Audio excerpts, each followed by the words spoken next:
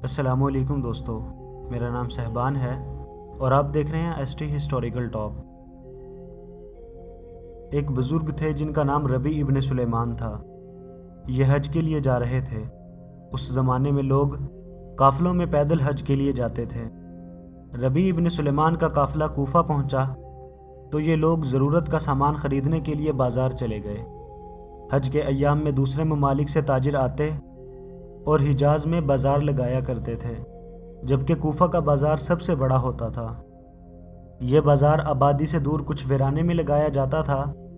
रबी इब्न सुलेमान इस वीरान जगह से गुज़र रहे थे तो उन्होंने देखा कि एक वीरान सी जगह पर एक खच्चर मरा हुआ है और एक औरत चाकू से उसका गोश्त काट रही है। उन्होंने दिल ही दिल में सोचा, ये खातून शायद लोगों को मुर्दार गोश्त पकाकर खिलाती होगी। लिहाजा वो इस बात की खोज लगाने के लिए उसके पीछे पीछे चल पड़े। वो औरत एक बड़े से मकान में पहुंची, दरवाज़ा खुलवाया और अंदर चली गई। घर में 4 लड़कियां नज़र आईं। उनके चेहरों पर बदहाली और मुसीबत के आसार थे। ये बड़ा घर, जो हकीकत में एक खंडर के सिवा कुछ ना था, ज़बान हाल से रो रहा था। औरत ने गोश्त का थैला लड़कियों के सामने रख दिया। रबी इब्न सुलेमान का कहना था कि मैं दर्जों से झांक रहा था। मैंने देखा अंदर से घर बर्बाद और खाली है। बग़ैर बाप और भाई के 4 मासूम लड़कियां किसी मसीहा की इंतज़ार में हैं कि कोई आए और उन्हें खुराक मुहैया करे। लेकिन बदकिस्मती से बेवा औरत की इन 4 बच्चियों की ज़बूं हाली पर कोई रोने वाला ना था। बुढ़िया ने रोते हुए लड़कियों से कहा कि इस गोश्त को पका लो और अल्लाह का शुक्र अदा करो। लड़कियां गोश्त काट कर उसको आग में भूनने लगीं। रबी इब्न सुलेमान लिखते हैं कि मुझे बहुत तकलीफ़ हुई और रहा न गया कि ये बच्चियां कैसे मुर्दार गोश्त खाएंगी। मैंने तरस खाते हुए बाहर से आवाज़ दी, ऐ अल्लाह की बंदी, अल्लाह के वास्ते ये न खाओ, ये हराम है। बुढ़िया कहने लगी कि तुम कौन हो? मैंने अर्ज़ किया, अम्मा जान, मैं एक परदेसी हूँ और ये जानता हूँ कि मजूसियों के एक फ़िरके के अलावा किसी मज़हब या फ़िरके में मुर्दार का गोश्त खाना जायज़ नहीं है, लिहाजा ये मत खाइए। वो कहने लगी, हम सैयद हैं। इन बच्चियों का बाप बहुत शरीफ आदमी था, उसका इंतकाल हो गया है। जो तरका उसने छोड़ा था वो ख़त्म हो गया है। सैयद किसी के सामने हाथ नहीं फैला सकते। हमें मालूम है कि मुर्दार खाना हराम है, लेकिन इंतहाई भूख और मुफलिसी की हालत में ये ज़िंदगी बचाने के लिए जायज़ हो जाता है और मेरी पर्दादार बच्चियां 4 दिन से भूखी हैं। रबी फरमाते हैं कि इनके हालात सुनकर मैं बेचैन हो गया। मैं बाज़ार नहीं गया और अपने काफ़िले की तरफ वापस आ गया। काफ़िले पहुंचकर अपने साथियों से कहा कि मैं हज के लिए नहीं जा रहा। सब ने अपने अपने तरीके से समझाया, लेकिन मैंने किसी की नहीं सुनी। मैंने अपना सामान उठाया। मेरे पास 600 दिरहम थे, वो भी उठा लिए। बाज़ार गया, 100 दिरहम का आटा और खाने पीने का सामान ख़रीदा और बाकी दिरहम आटे में छुपाकर उस खातून के घर पहुंच गया और अपना सारा सामान और आटा उसके हवाले कर दिया। बुढ़िया ने शुक्रिया अदा किया और फरमाने लगी, अल्लाह तेरे अगले पिछले गुनाह मुआफ़ कर दे, तुझे हज का सवाब अता फरमा दे, अपनी जन्नत में जगह दे और ऐसा बदला अता फरमाए कि जिसे देखकर और सुनकर लोग तुम पर रश्क करें। रबी इब्न सुलेमान लिखते हैं कि हज का काफ़िला कूफा से रवाना हो गया, लेकिन मैं वहीं रुक गया और सोचा कि जब हाजियान इकराम हज अदा करके वापस आएंगे तो उनसे अपने लिए दुआ करवाऊँगा।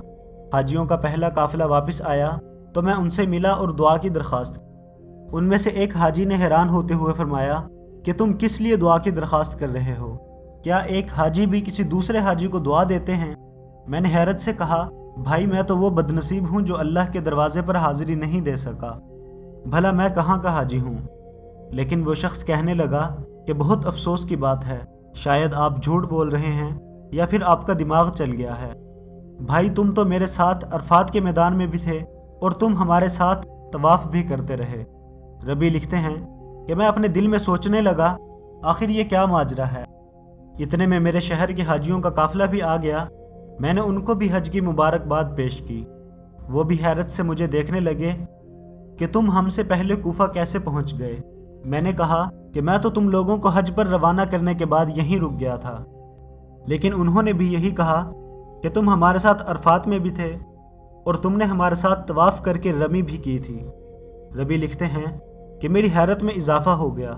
इस दौरान हमारे हाजी काफ़िले में से एक शख्स आगे बढ़ा और कहने लगा کہ रबी इनकार क्यों करते हो, तुम हमारे साथ मक्का में भी थे और मदीना में भी, बल्कि जब हम रोज़े रसूल की ज़ियारत करके बाब जिब्रील से वापस आ रहे थे तो उस वक़्त तुमने ये थैली मेरे पास अमानत के तौर पर रखवाई थी, और ये कहते हुए मुझे एक थैली सौंप दी। रबी इब्न सुलेमान लिखते हैं कि मैंने इस थैली को इससे पहले कभी नहीं देखा था।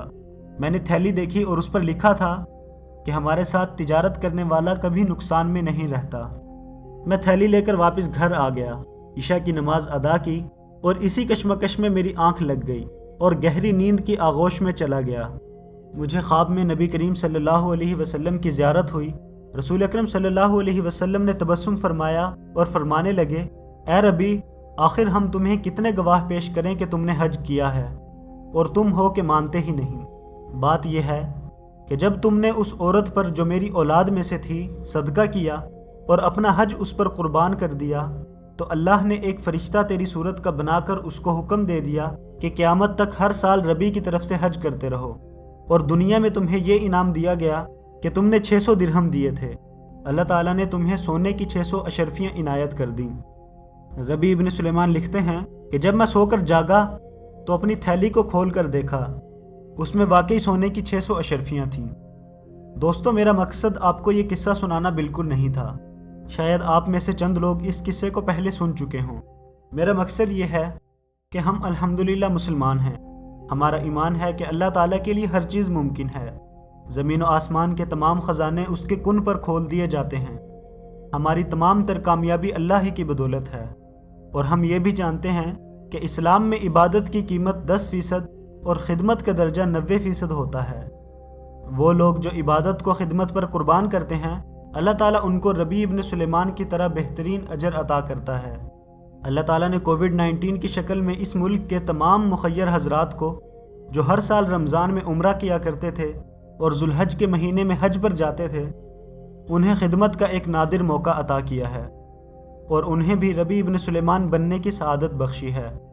और अल्लाह की रहमत से उम्मीद करते हुए कहता हूँ कि हम सब को इस वक्त रबी इब्न सुलेमान बनने की सआदत बख्शी है। लिहाजा मेरी आपसे दरख्वास्त है कि अपनी हज की रकम अलग कर दें या अपनी रोज़मर्रा की इनकम में से कुछ हिस्सा अलग कर लिया करें। अपने दाएं बाएं ऐसे बाहया और पर्दादार ख़वातीन को तलाश करें जो अपनी गैरत की वजह से तमाम दुख दर्द अपने बदन पर सह लेती हैं, लेकिन किसी के सामने हाथ नहीं फैलाती।